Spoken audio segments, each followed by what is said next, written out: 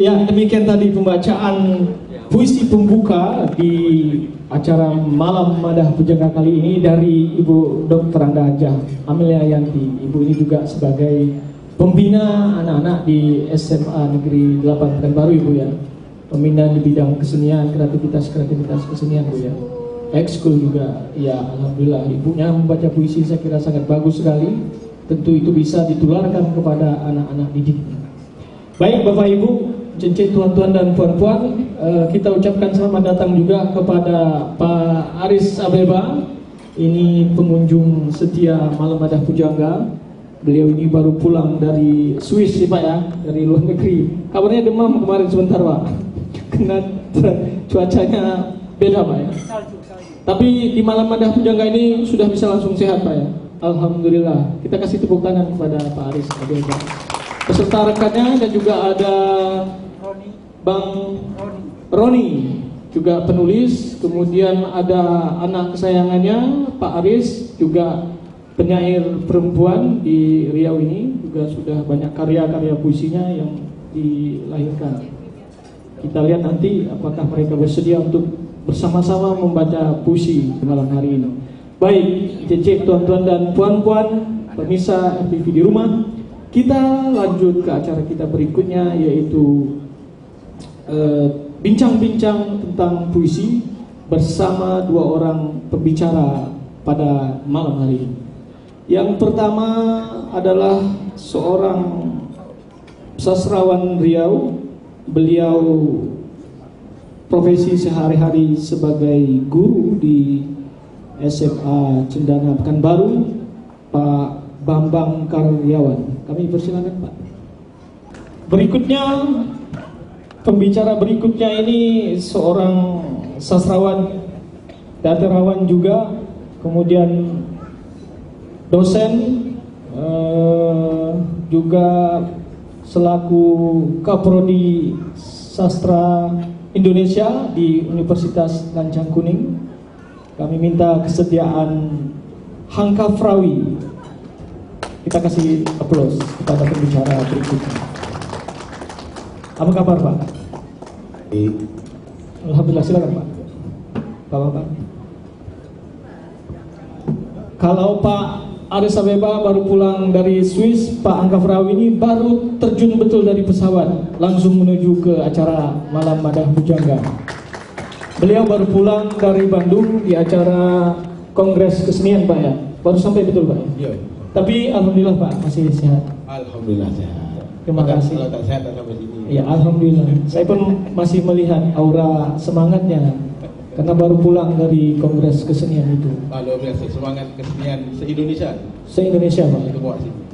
Moga itu nanti bisa kita beri ya berbagi cerita, berbagi pengalaman di acara ini Pak ya. Insya Allah. Baik Bapak Ibu, cicit tuan-tuan dan puan-puan, pemirsa RTV di rumah. Malam hari ini kita akan berbincang tentang menguji daya tahan kreativitas penyair. Nah, ini menguji ini berarti kita mencoba mendedahkan bagaimana upaya seorang penulis untuk terus bisa bertahan, untuk terus konsisten menulis sebuah karya puisi. Ini kira-kira Pak Bambang yang pertama ya, bagaimana Pak kira-kira menurut Bapak? Apa barangkali upaya atau apa pengalaman Bapak sehingga hari ini Bapak masih menulis karya sastra itu sendiri? Silakan Pak Bambang. Terima kasih. Assalamualaikum warahmatullahi wabarakatuh. Berbangga sekali ketika diberi kesempatan untuk bisa hadir di sini. Ini adalah satu bukti bagi Madah Pujangga memberi ruang kepada siapapun untuk bisa berekspresi, bisa bersharing informasi berkaitan dengan dunia penyairan, berkaitan dengan tema yang ditawarkan ke kami, daya tahan terhadap kreativitas dalam menulis. Kalau menurut saya, berdasarkan pengalaman tentunya ya, bahwa untuk daya tahan ini berarti berkorelasi dengan konsistensi. Untuk konsistensi dalam menulis, khususnya puisi, yang dimaksud kita tentunya harus memiliki salah satu kata kuncinya ketekunan. ketekunan. Ketika bicara ketekunan dalam menulis, berarti itu di dalamnya mengandung unsur pengorbanan terhadap waktu, bahkan materi, untuk bisa menghasilkan karya-karya terbaik. Ketika bicara pengorbanan terhadap waktu, tentunya kita harus bisa meluangkan waktu sedemikian rupa untuk bisa benar-benar dengan tuna untuk bisa menulis puisi dengan baik, gitu. Jadi harus ada ketekunan, kan dalam ketekunan itu ada pengorbanan. Itulah salah satu kata kuncinya. Oke, baik. Bagaimana menurut Pak Hangkafrawi?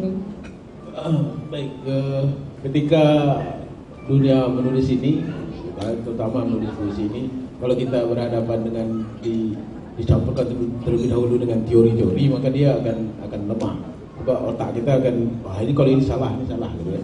Artinya berbuatlah terlebih dahulu, maka yang muncul itu kan ada perbaikan nantinya. Bahwa menulis memang kadang-kadang tidak bisa dipaksa. Kadang-kadang ada pada masa tertentu kita harus menghilang dalam kesunyian. Kadang-kadang itu Bang Aris pernah mengalami hal itu. Berapa tahun dia menghilang dari dunia kepenyairan Riau. Juga Bang Taufik pernah juga hilang sebentar. Ada hal-hal yang mungkin saja ada hal-hal kontemplasi yang dilakukan. Kemudian tapi tahu dia muncul lagi gitu. Ada panggilan dalam dirinya. Ini kan kita bicara tentang karya sastra, kita akan bicara tentang hati. Bahwa ada perasaan yang terus harus ada kepekaan yang terus datang kepada kita. Dan seorang seniman, seorang penulis karya sastra ini mempunyai kepekaan yang luar biasa terhadap realitas yang terjadi di sekelilingnya. Selagi kita semua punya itu, tapi kadang kita tidak mampu untuk menuangkan ini. Bagi para penulis karya sastra, wah inilah sumber kekuatan mereka, menulis karya-karya itu dari keadaan realitas yang ada. Apa juga yang dikatakan oleh Aristoteles itu yang mengatakan bahwa ada yang memesis itu, ada memetik itu, ada bagaimana kejadian-kejadian itu ada menjadi kekuatan para penyair untuk menulis. Selagi ada peristiwa di dunia yang mereka akan menulis. Tentu saja bagaimana menjaganya, perlu kita mengamati terus keadaan di sekitar kita, dan juga kita harus membaca karya-karya orang lain agar kita terpancing emosi kita, terpancing gairah kita untuk menulis. Gitu. Memang tidak bisa dipaksakan betul untuk menulis itu. Kalau dipaksa kita bisa mulai senewen lah kata orang kampung. Tapi kemudian yang menarik Pak, ada kalanya seorang penulis itu merasa buntu. Nah ini barangkali perlu kita share juga, kita bagi. Ketika misalnya seorang penulis, sastrawan, penyair dalam keadaan buntu, nah apa hal-hal yang harus dilakukan untuk menjawab kebuntuan itu agar bisa kembali menulis? Kira-kira kalau Pak Bambang biasanya melakukan apa? Terima kasih. Memang ketika memilih menjadi penulis atau penyair ini kan sebuah pilihan. Tapi ketika kita sudah menyatakan diri sebagai ingin menggeluti dunia itu, tentunya ada sebuah tanggung jawab ketika kita atas pilihan tersebut. Ketika namanya hidup itu kan pasti ada irama yang namanya jeda. Buntu itu tentunya perlu ada jeda. Ketika buntu bukan berarti kita lari dari pilihan tersebut. Perlu juga kita bisa merepressingkan diri kita dengan berbagai macam cara. Tadi Bang Hangkafrawi bilang realitas.